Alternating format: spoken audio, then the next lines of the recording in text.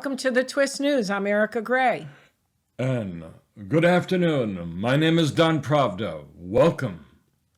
And we want to talk about an interview that took place between the BBC and Naftali Bennett, where the reporter, she's calling terrorists children according to the UN definition. So we'll listen to a little bit of what... First of all, the Israeli military are calling this a military operation, but we now know that young people are being killed, 4 of them under 18. Is that really what the military set out to do, to kill people between the ages of 16 and 18? Quite the contrary. Actually, all 11 people dead there are militants.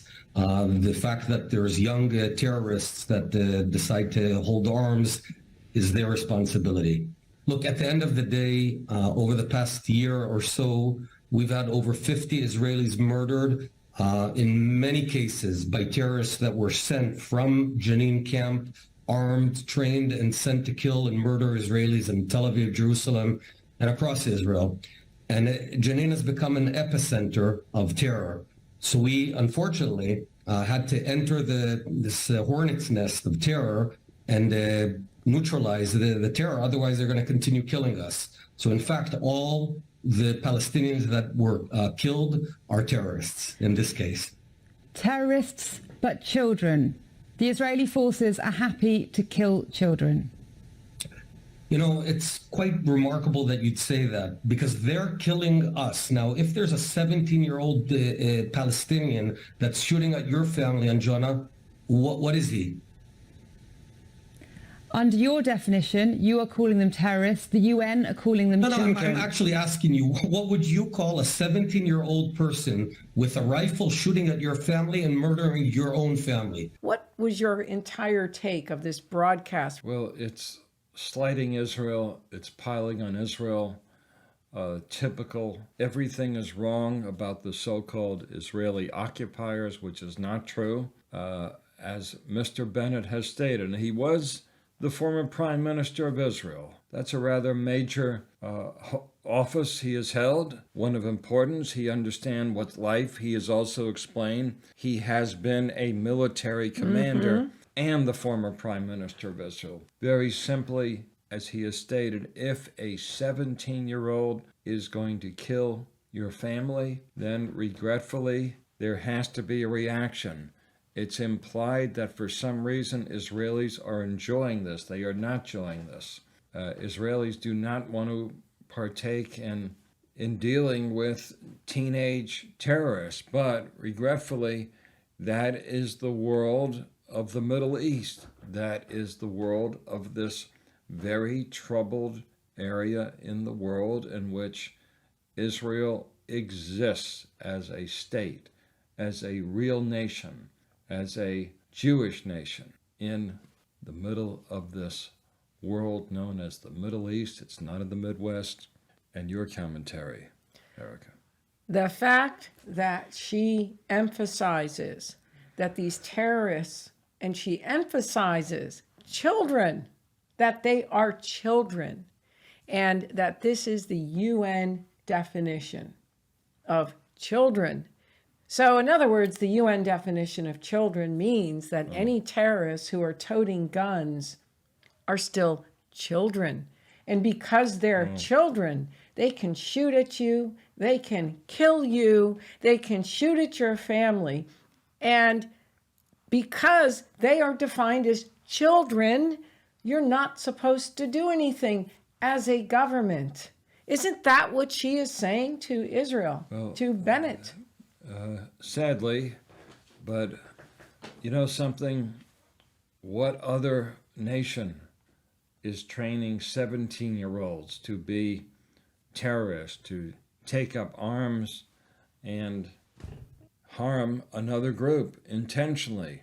Actually, there are nations that do that. You hear of these really despicable nations that actually do that. They start training the children. I mean, the Khmer Rouge was training children, young boys, to handle the machine guns and be killers. And you hear about this with these very despicable regimes. But the the idea that she is saying that these children who are carrying these weapons and performing these murders or enacting these murders and shooting people should not be stopped because they are the UN definition of children. This is just absurd. Well, the UN definition, I don't think is being realistic, is not being really, it's being very prejudiced towards Israel. Oh, absolutely. Every Any other day, nation, every every day, other any day. other nation, they probably would not have this definition, and they would say, stop these terrorists, stop these individuals. They wouldn't even be called children. They would they would be judged like adults. That's how it would be considered. But because it's Israel, And sadly, they're using these teenagers. And Mr. Oren, just the other week, was very clear. The Bedouins are being used by radicalists, and they're being trained to harm Israelis for their own purposes. Simple people who had no political agenda in the past now is being recruited to do harm against Jewish people. That's very sad. And this continues. and you have a good point, because it's Israel. And what is it about Israel? This absurd broadcast, this absurd reporter. I mean, she sounds like she's from another planet. If there is a definition of lawlessness in society, it's her opinion. It's what she is trying to say to Bennett. And Bennett's talking very logically. And he's like, well, what about if this was your children? These are terrorists. And then he's even emphasized, like you stated, that one of them is 17 years old. And yet she is towing this line and not letting up on it, including the reference to occupied, Israeli occupied territory. Well, I'll give you an example. If in Texarkana, Texas, which is on the border of Texas and Arkansas. Now, if there was an incident and a teenager had shot into a crowd in Texarkana, I am certain the local police would react. I have a feeling if in fact some folks from Arkansas on the Texas border had been harmed, you might hear something from the governor of Arkansas, a reaction, perhaps the police. Maybe the reservists on these border areas would have to react to a violent confrontation. Texarkana, people on the border of Texas, those who are in El Paso, Anthony, Texas, they don't want anything happening to their place. What are you going to do? You're going to send this BBC reporter. She should be there. She should be going to these areas. And that's who needs to be sent there. This is now South London. This is Israel. But she should be sent there. She should be sent there take a look. in that area. And let's see if she is there. And those bullets are flying from those, what she calls children. Let's see if she's going to still stay there as she's dodging bullets and maybe, Get in your Jeep, take a look, go into the Negev, which is the desert. See how you will do in the desert. Look how fragile the situations are. Obviously, as Mr. Bennett stated, Israelis do not want this. Mr. Bennett stated clearly as for children, he doesn't want violent confrontation for his 4 children. Who wants let it? her Who go. wants it? Who needs it? Let her go so there. let her take a look. Yep, and- let her go. Physically go there. That's what he should have said to her. He should have said, I will give you a ticket to let's add physically go something. there. And if you feel so strongly that these are children, Israeli soldiers have not been there for 30 years. They don't want to be there. They're dealing because it's a theater of conflict. It's a very unfortunate place. It's a hotbed now. They don't want to be there. when I was in Hebron, which is better known in the Bible as Hebron, it's very tense. It's a very, very difficult place. And do you know who wants to go? Tourists want to go there. People want to see this historical area from the Bible, but it's very stressful to be there because it's a largely Arab population. There's a lot of Jewish people. There's a lot of rabbis there. There's tour guides. There's tourist buses. People don't want problems, but there are because it's an inflamed area. It has Jewish history, and although that's being disputed, archaeological history, Jewish history, rabbis, settlers, it's a fact. Jewish people are there. There's confrontation. Regretfully, Israeli soldiers had to be called in. It's that simple. Well, she doesn't understand that. She's like an airhead. Right. You know, they call them the bubbleheads. She's an airhead. Well, Like, how could she come out with something that is so ridiculous and so illogical? She's an airhead. But it's also this very anti-Israel. The anti-Israel sentiment within media and within governments is so strong that some airhead like this can come out with something so ridiculous and even quote the UN as if this UN definition is the law. Well, the UN doesn't have that kind of power. If the UN is actually stating that, that's just crazy. Like, these people need to go to a psych ward. well, go psych wards.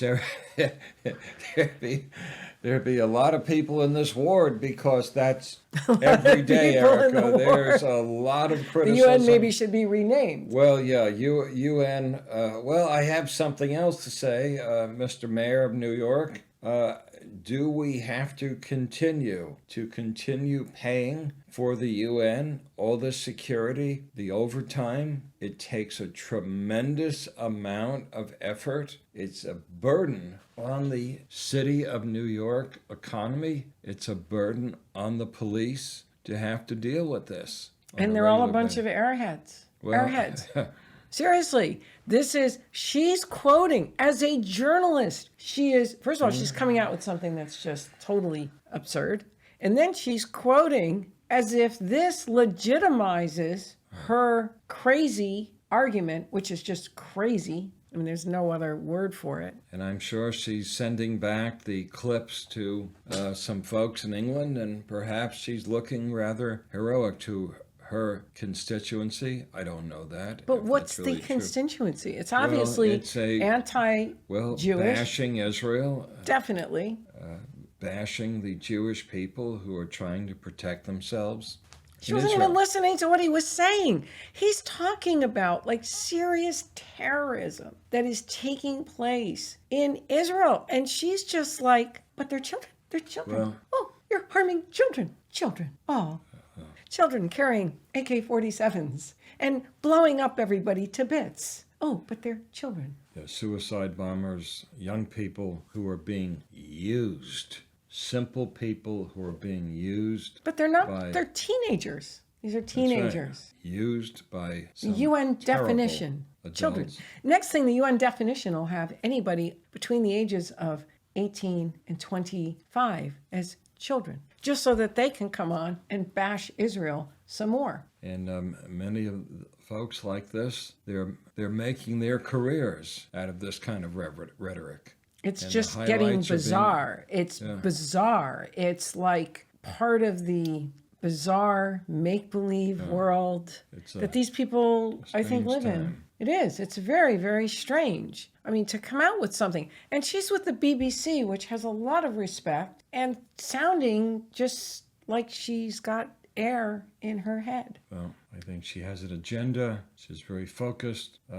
And I guess that's what Perhaps, anti-Semitism does, well, doesn't it? I think you should, I don't even think she was quite prepared. The man has had a storied career. He's been a commander. He's been to some extent, a Torah scholar. He's applied his wisdom and was part of major synagogues in New York and Israel. And he makes his legitimate points. He has a large family. He simply just wants to protect his community. He wants to go to synagogues that are safe in New York, in the diaspora, and in Israel. And who wants to engage in this kind of confrontation and level of violence?